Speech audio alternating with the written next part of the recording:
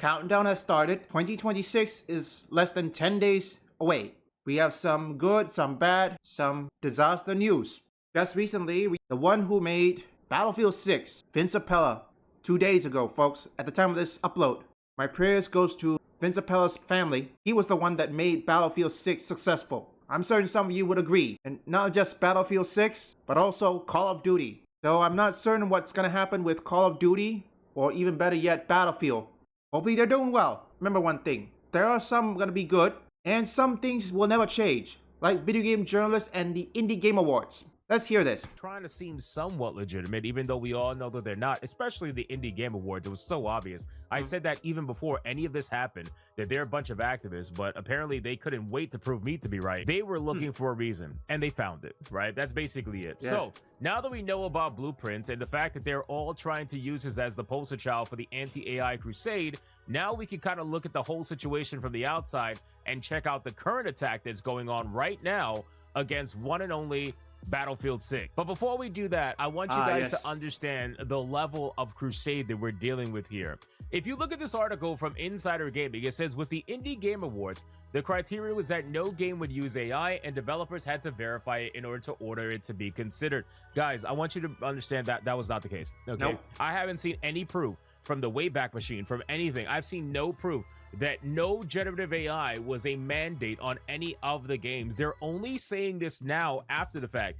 Even in the initial presentation, when they were talking about the video games that were presented, they didn't say that all of these video games have guaranteed that no generative AI was being used. They didn't say any of that. They're only saying this now after the fact because they're trying to protect their assholes. That's really what it is. The crusade is so bad that if you go over to PC Gamer, they have an article from somebody called Molly Taylor that says the following: it's more important than ever to call out developers for egregious AI usage next year if we want video games to remain interesting. I'm gonna translate this for you. The following translation is: it is more important than ever to call out AI usage next year if we want our jobs to remain by the end of the year. Yeah, that's exactly what it means. That is one of the few things that will never change, okay? According to Ono Alex, he says that the reason why this happens, this crusade, because it's a witch hunt, well, just like Hypnotic would say, their job is on the line, okay? These journalists don't want to admit it. I mean, how much you want to bet that the article that PC Gamer wrote was done by AI? If you want to disqualify Expedition 33 for use AI, then disqualify everything. What the translation of this article is, because they are trying to go on a crusade. I'm telling you, 2026 is going to be the year of cancel culture when it comes to studios and AI usage. They're going to treat it as if it is the worst thing in the world. They're going to try to turn it into the biggest moral panic that they could possibly turn it into. They are going to try to do everything they can to ensure that they make people angry over AI usage in the video game, even though we know that AI is going to be in everything within 6 months to a year from now. They know that this is their last stand. This is the last stand of the Western gaming media, and they're doing everything they possibly can to ensure that they stay alive. Which I don't know if Hypnotic is watching this. Hopefully he clips it. The video game journalists, mostly in the West, go F yourself.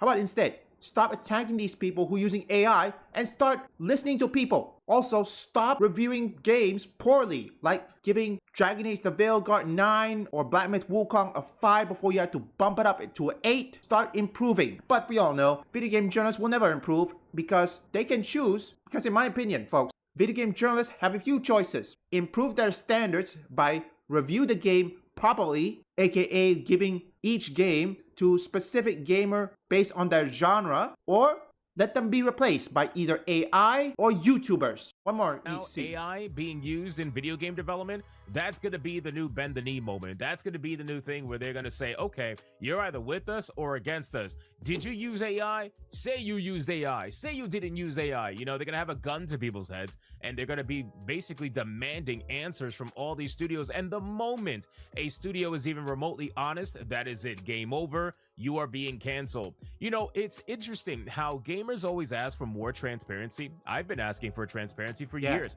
from the gaming industry. And now that we were suddenly starting to get it little by little, these journalists are going to bring us right back to where we were, where the studios are not going to tell us a goddamn thing. They're going to stay completely silent on everything. They don't want anybody to know anything, and they're going to hide their AI usage, which I feel like is even worse. I feel like that's a bad thing. That's exactly what Epic Games' Tim Sweeney wanted, where he wanted nobody to know about whether or not AI was used in a video game. Again, I don't personally care. If the game is good, who gives a fuck? That's Yeah. always my personal idea. However, they are trying to make it a big thing because they know that generative AI or AI in general is going to come for their job. It's only a matter of time, man. These journalists are going to be completely useless, and they're only going to be like, these websites are going to be ran by one person utilizing AI to write multiple articles a day. It's kind of already like that anyway. So this is it. This is their last stand. This How much you want to bet, folks, that most of the articles you see was written by AI? That's the reason why I don't go to these people. Well, unless, of course, if I go to That Park Place or even Geeks and Gamers, that's a different thing. moral panic. This is their version of the satanic panic. They're losing their fucking minds Yeah, that's over it, right. and they're trying desperately to make everybody else do so. So the articles that are coming out, they're hit pieces. They're literal hit pieces. Yeah, that's right. That are so out here desperately trying to convince people that this is a bad thing. They're trying to turn it into a morality thing. They're trying to say it's wrong. It's wrong in the first place for this to happen. And then they openly admit that they play video games that have admitted to using AI in the past. Molly Taylor in this article admits that she herself played video games. She says, I am myself not absolved of this dismissive behavior.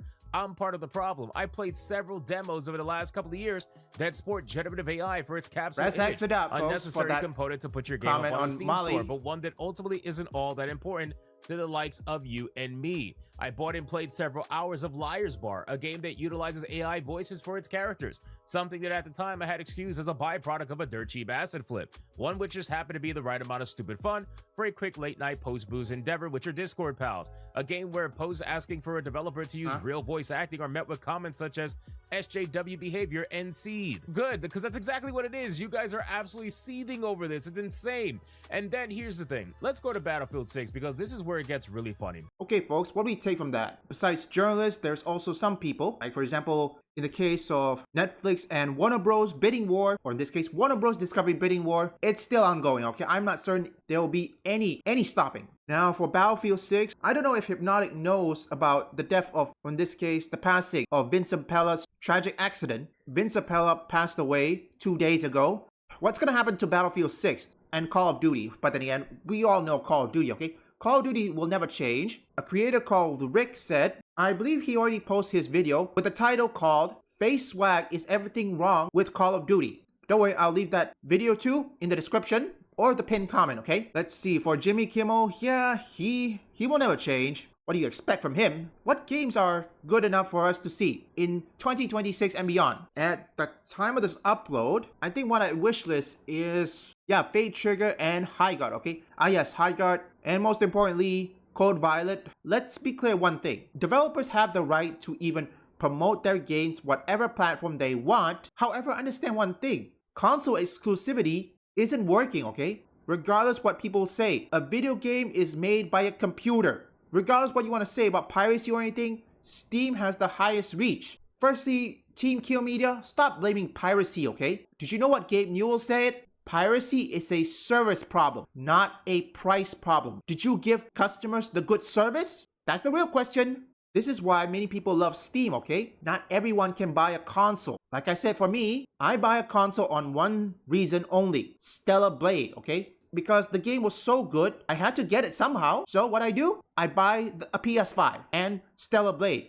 This is a coordinated attack, folks. Look at this. See this? For using AI. And like Hypnotic says, this kind of thing, the reason why there's so many, as Hypnotic would said, AI is coming for the jobs of video game journalists. Isn't DEI isn't enough for people to reject? Now we have to reject AI? Do you see the level of hypocrisy here? Because they say they protest against AI. The problem is, they play games that has AI as well. What the fuck? So here's the thing, folks. For 2026, let's recap what will change and what will not change, okay? Now, what will change is that AI will remain to stay as a tool, okay? But at the end of the day, as long as the game, aka the end product, was good, polished, then I think gamers don't care if the game is made by AI or placeholder is made by AI, whatever it is. As long as the game is good, playable, polished, that's all that matters. There'll be more games coming from the East, every developers in the East, when they have their budget, they follow it to the letter, okay? Never waste it. Like Japan, I believe Japan, they follow the rule called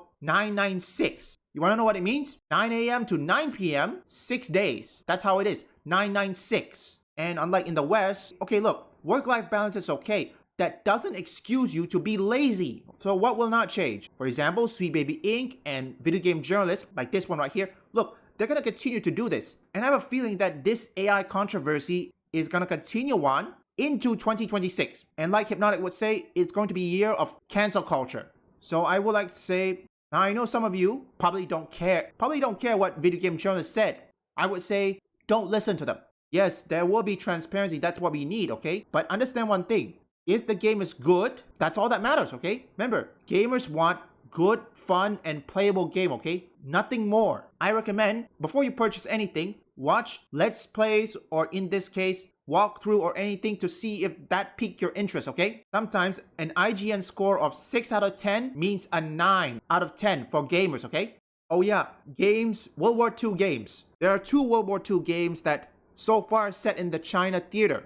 This one right here, I've already analyzed this, so we don't need to go any further. It's called 14 Years of Flame. Takes place from 1931 until 1945, okay? I overheard they say that as a player choice or something. I don't know for certain. Now, another one that I recently found out, although this game, 14 Years of Flame, will be on Steam, I don't know when, but the next one, I don't know if it's available somewhere, okay? It's called Defiant. It has mostly action, a spy warfare, yes, spy, and some puzzle. I don't know how that's gonna work. For 2026, video game journalists, Sweet Baby Inc., and Call of Duty. Of course, I'm adding Call of Duty because Call of Duty will never change. I think Twitch is still the same thing. I don't want to know. I don't want to make a guess. It's always the same thing. Denuvo, okay? Denuvo, I mean, assuming the next game, such as Resident Evil Requiem or Phantom Blade Zero, doesn't suffer from performance issues, hopefully Denuvo can make things better. But I highly doubt it, so cross our fingers, okay? And also, again, like I said, the journalists and the AI crusade, they will never change. It's gonna stay there. The more these journalists keep on spouting their crusade against AI,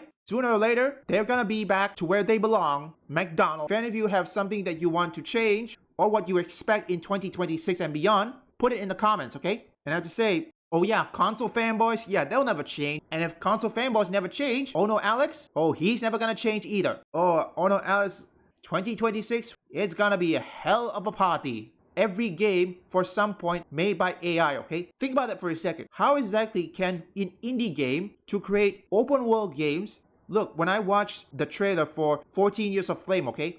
One of the clips is Pingxingguan, okay? And trust me, the area there with the mountains and all that, how can an indie developers make that happen? Think about that. The place, including the mountains, is massive, okay? Again, video game journalists will be the same. They will never change. And the reviews is going to be the same thing. Anytime they see AI or anything, they're going to revoke it. One IGN reviewer who reviews Dragon Age Veilguard threatens that, I believe it was her.